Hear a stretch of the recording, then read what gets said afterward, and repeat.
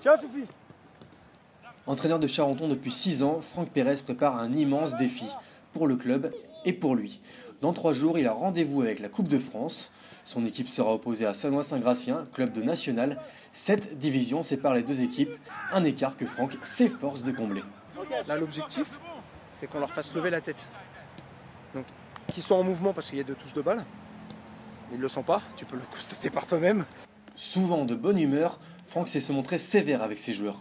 Quand elle est énervée, il faut vraiment l'écouter. Hein. Quand elle commence à s'énerver, et puis personne ne parle. Donc 16 joueurs demain. À la fin de l'entraînement, on ira au petit resto. Tout le monde peut se joindre, y compris ceux que j'aurais pas convoqués. Un appel entendu par la majorité du groupe.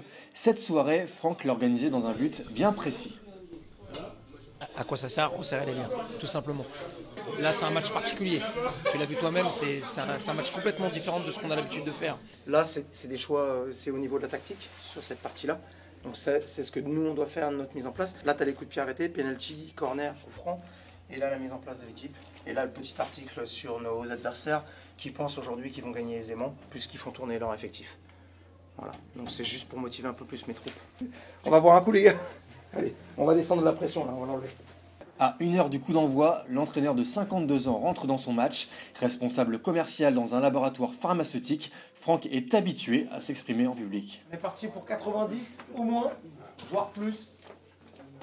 Si on peut le faire avant, on le fait avant. La pression monte pour les joueurs, pas pour Franck. Lui connaît ce genre de rendez-vous. Et on s'applique, on prend le temps.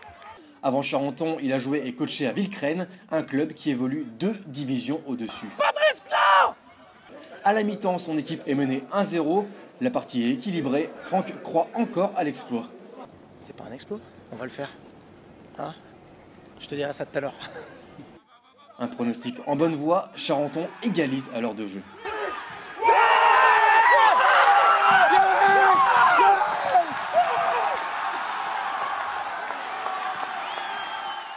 Un but qui emmène Charenton en prolongation.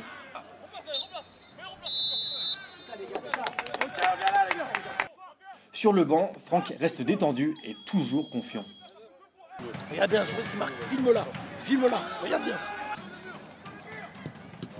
Au fil des minutes, le stress est apparent. Franck souffre, mais son équipe résiste.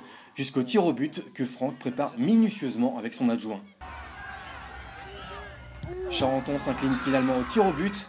Pour Franck, une défaite au goût de victoire. Oh les gars, pour Charenton, pipi. Ouais. Bravo. C'est le meneur d'hommes, c'est lui qui nous tient et qui nous emmène vers la victoire chaque semaine.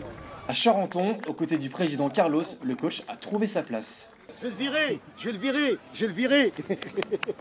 On était à 2 doigts, Maintenant, retour à la routine, Franck vise la montée en fin de saison. À l'année prochaine. Ciao.